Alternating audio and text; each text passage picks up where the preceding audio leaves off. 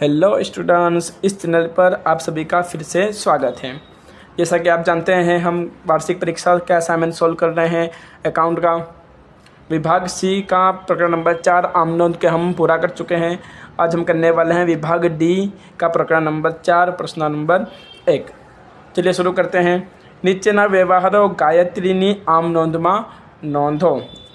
તારીખ 2024 ઓગસ્ટ 1 તારીખ નીલમ સ્ટોર્સમાંથી 15,000નો માલ 10% વેપારી વટાવે અને 10% રોકડ વટાવે ખરીદ્યો। અડધી રકમનો ચેક આપ્યો। ફરીથી સમજીએ શું કર્યું છે। ખરીદી કરી છે 15,000ના માલની, 10% વેપારી વટાવે, 10% રોકડ વટાવે અને અડધી રકમનો ચેક પણ આપ્યો। અડધી રકમનો ચેક આપ્યો એટલે કે અડધી રકમ એ રોકડ વ્યવહાર છે અને અડધી રકમ એ ઉધાર વ્યવહાર છે। તો ચાલો આમનો જોઈએ। આમનું શું થશે। ખરીદી કરી તો ખરીદ ખાતે ઉધાર, ખરીદીથી ધંધામાં માલ આવે છે, માલ આવે તે ઉધાર એટલે ખરીદ ખાતે ઉધાર। પછી માલ કોના પાસેથી ખરીદી? નીલમ સ્ટોર પાસેથી। નીલમ સ્ટોર શું છે? અહીંયા આપનાર છે તો તે નીલમ સ્ટોર્સ ખાતે। પણ અડધી રકમ જ આપણે એને આપી રહ્યા છીએ તો અડધી રકમ ઉધાર વ્યવહાર થયો અને અડધી રકમ આપશું તો તે પૈસા જશે તો તે બેંક ખાતે ચેક આપ્યા છે તે માટે તે નીલમ સ્ટોર્સ ખાતે, તે બેંક ખાતે અને 10% રોકડ વટાવ પણ છે તો તે મળેલ વટાવ ખાતે। રકમ સમજીએ તો ટોટલ કેટલા છે? ટોટલ છે 15,000। કેટલા છે? 15,000માંથી 10% વેપારી વટાવ કાઢી દેવાના। યાદ રાખજો, રોકડ વટાવની નોંધ થાય, વેપારી વટાવની નોંધ ન થાય તો 10% વેપારી વટાવ કાઢી નાખીએ ને તો કેટલા વધશે? 13,500। ખરીદી કેટલાની થશે? 13,500ની। એના ભાગ્યા 2 કરવાના। ભાગ્યા 2 કરશો તો શું આવશે? 6,750। 6,750 આપણે નીલમ સ્ટોર્સને આપવાના બાકી છે અને 6,750ના 10% રોકડ વટાવ કાઢો તો રોકડ વટાવ આવશે 10% 675। એ શું છે? આપણો મળેલ વટાવ છે અને જે બાકી રકમ બધી એ આપણે શું કર્યું? ચેક આપ્યું જે છે બેંક ખાતે 6,075। બાબત જે થશે નીલમ સ્ટોર્સથી 10% વેપારી વટાવ, 10% રોકડ વટાવે ખરીદ્યો, અડધી રકમનો ચેક આપ્યો તેના। જો તમને ના ખબર પડી હોય તો ફરીથી પાછળ કરજો અને ફરી એકવાર જોઈ લેજો। ચાલો બીજી આમનોંધ ઉપર વધીએ। બીજી રકમ શું કહે છે?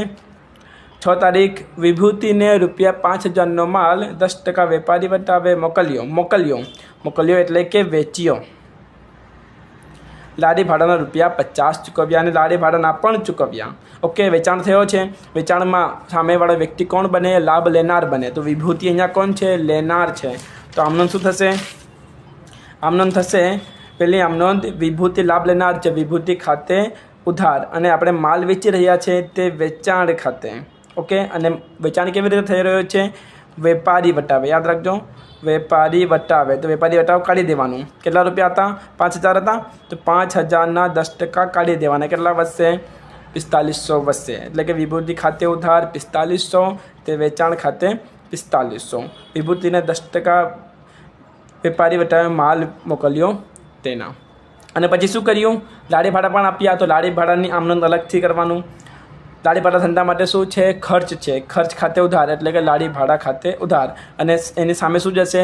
લારી ભાડામાં રોકડા જશે, રોકડ જાય તે જમા, તે રોકડ ખાતે ₹50। બાબત જે લારી ભાડાના ચૂકવ્યા તેના। ચલો આગળ વધીએ। નેક્સ્ટ શું કહે છે? વિભૂતિ નાદાર જાહેર થતાં, વિભૂતિ નાદાર જાહેર થતાં, વિભૂતિ કોણ? એ જ વિભૂતિ જેને આપણે માલ મોકલ્યા હતા તો વિભૂતિ શું થયો? નાદાર જાહેર થયો અને 300 ઘાલખાત પડી। 300 શું પડી? ઘાલખાત પડી। વિભૂતિ નાદાર જાહેર થયો અને 300ની ઘાલખાત પડી। બાકીની રકમનો ચેક મળ્યો। બરાબર, તો આપણે જોઈ શકીએ છીએ કે પાછલી આમનોંધમાં વિભૂતિ પાસેથી કેટલા લેવાના હતા? 4,500। એમાંથી કેટલા આપશે? 300 આપશે અને બાકી શું પડશે? એ ચેક આપશે। તો આમનો શું થશે? તો જે રકમ ન મળે જે શું કહેવાય? ઘાલખાત કહેવાય। ઓકે, તો ઘાલખાત શું છે? ધંધા માટે નુકસાન છે। ઘાલખાત ખાતે ઉધાર ₹300 અને બાકી રકમની ચેક મળ્યું એટલે કે પૈસા આપણે પાસે આવશે એટલે કે બેંક ખાતે ઉધાર।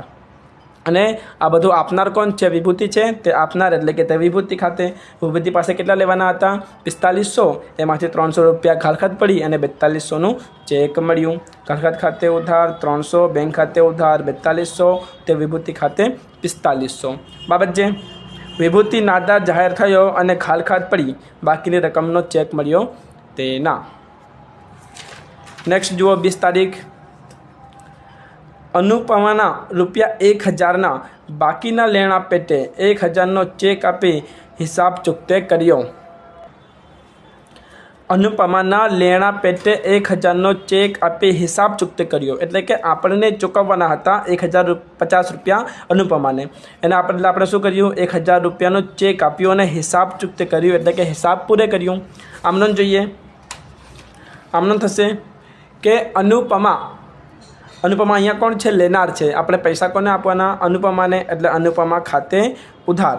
અને શું આપ્યું, ચેક આપ્યું, બરાબર. તો પૈસા કોણ આપશે, બેંક આપશે, બેંક આપનાર બન્યું, તે બેંક ખાતે અનુપમા ખાતે ઉધાર. કેટલા લેવાના હતા એને, 1050. એમાંથી આપણે કેટલા આપ્યા, બેંક ખાતે 1000ના ચેક આપ્યા. તો કેટલા ડિફરન્સ થાય છે, તો ડિફરન્સ થાય છે 50 રૂપિયા. એ શું બનશે, એ બનશે કસર. યાદ રાખજો, કોઈ પણ આવી નાની મોટી રકમમાં તફાવત હોય તો એને કસર કહેવાય.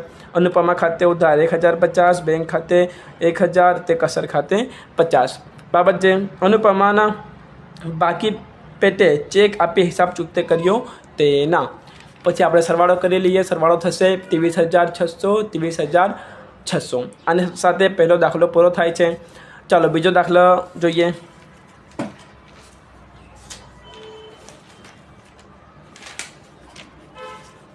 બીજો દાખલો શું કહે છે કે નીચેના વ્યવહારો શ્રીકાંતની આમનોંધમાં નોંધો. ધંધાનો માલિક કોણ છે, શ્રીકાંત છે. તારીખ આપેલ છે 2024 સપ્ટેમ્બર. 3 તારીખ. ₹20,000નો માલ પન્ના સ્ટોર્સ પાસેથી 10% રોકડ વટાવે ખરીદ્યો, અડધા નાણાં ચેકથી ચૂકવ્યા. ખરીદી કરી છે, કોની પાસેથી ખરીદી કરી છે, પન્ના સ્ટોર્સ પાસેથી. કેવી ખરીદી કરી છે, રોકડ વટાવે ખરીદી કરી છે. અને શું કર્યું, અડધા નાણાં આપ્યા. જ્યારે પણ અડધા નાણાં આપે તો એ શું બને, અડધો વ્યવહાર ઉધાર અને અડધો વ્યવહાર રોકડ વ્યવહાર. તો આમનો જુઓ, ખરીદી કર્યું છે, ખરીદ ખાતે ઉધાર, બરાબર. કોની પાસેથી કર્યું છે, તે પન્ના સ્ટોર્સ ખાતે. પૈસા આપ્યા છે, ચેક આપ્યા છે, તે બેંક ખાતે. અને વટાવ પણ છે, તે મળેલ વટાવ ખાતે. ખબર પડી. સૌ પહેલાં શું કરવાનું, તો સૌ પહેલાં જે 20,000 છે એ આપણે ખરીદીના છે, તો ખરીદ ખાતે ઉધાર 20,000. અને અડધા નાણાં ચૂકવ્યા, તો 20,000ના અડધા 10,000 ચૂકવવાના બાકી છે પન્ના સ્ટોર્સને. અને બાકી 10,000ના 10% કરશો તો આવશે 1,000, જે આપણો બનશે વટાવ. અને 9,000ના આપણે ચેક આપ્યા.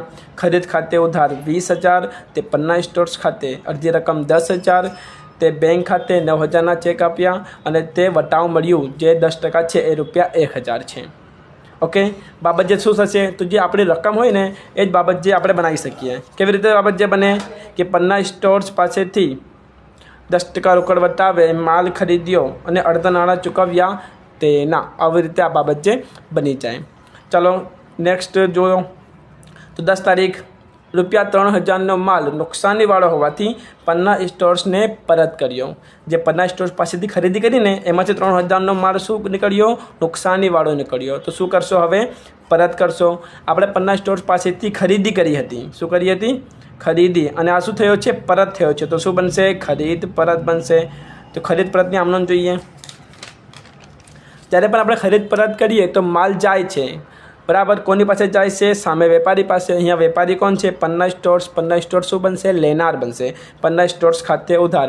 અને માલ જઈ રહ્યો છે તો તે ખરીદ પરત ખાતે. યાદ રાખજો, ખરીદી ઉધાર રહેશે, ખરીદ પરત જમા રહેશે. કેટલા રૂપિયા હતા, 3,000. બાબત જે શું થશે, બાબત જે થશે કે માલ નુકસાનીવાળો હોવાથી પન્ના સ્ટોર્સને પરત કર્યો તેના. આગળ વધીએ. 15 તારીખ. મયંકને 15,000નો માલ 10% વેપારી વટાવે અને 10% રોકડ વટાવે રોકડેથી વેચ્યો.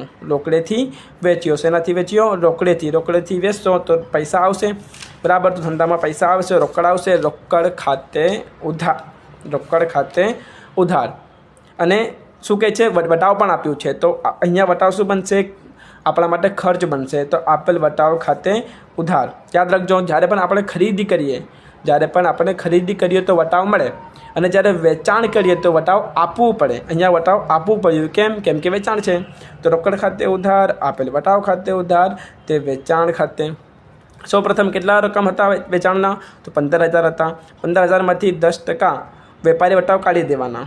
तो केटला वधशे तो आपणा वधशे 13,500 अने ए 13,500 मांथी 10% शुं काढवाना 13,500 में 10% शुं काढवाना रोकड़ वटाव काढवाना तो रोकड़ वटाव काढशो तो केटलो आवशे ए आवशे 1350 अने एनी बादबाकी करीशुं तो केटलो आवशे 12,150 फरी समझाऊँ छूँ 15,000 मूळ रकम है 10% वेपारी वटाव काढ़ी देवाना तो वच्चे 13,500 ए अपनी वेचाणनी रकम बनशे अने एमांथी फरी काढवानुं 10% रोकड़ वटाव ए आवशे 1350 जे आपेल वटाव छे अने जे रकम बचशे ए आपणे पासे आवशे जे रोकड़ खाते उधार थयुं। रोकड़ खाते उधार 12,150 आपेल वटाव खाते उधार 1,350 ते वेचाण खाते 13,500। बाबत शुं थशे बाबत थशे के 10% वेपारी वटावे और 10% रोकड़ वटावे माल वेच्यो तेना। चलो 21 तारीख जोईए। जो अहींया सुधी तमे विडियो जोई लीधो होय अने लेक्चर में खबर पड़ी होय तो आ विडियो ने लाइक करजो, पोताना फ्रेंड्स ने शेर करजो अने सब्सक्राइब जरूर करजो। 21 तारीख जोईए। इंटरनेट जोडाणनी डिपोजिट ₹2,000 चेक थी भरी बराबर। इंटरनेट तो खबर है तमने शुं होय छे तो इंटरनेट जोडाणना जे डिपोजिट भरवामां आवे छे ने दर वर्षे ए तो एक सूच धंधा माटे खर्च है एने शुं भर्या चेकथी भर्या बराबर। खर्च शुं थाय खर्च थाय उधार तो इंटरनेट जोडाण डिपोजिट खाते उधार 2,000 अने चेक आप्या छे तो बैंक आपनार बनशे ते बैंक खाते 2,000। इंटरनेट जोडाणना डिपोजिट खाते उधार 2,000 ते बैंक खाते 2,000। बाबत शुं थशे तो इंटरनेट जोडाणना चेक थी चूकव्या तेना कुल सरवाळो करी लईए तो कुल सरवाळो थशे 38,500 38,500। आई होप तमने बंने दाखला खबर पड़ी हशे समझ में आई हशे। Thank you.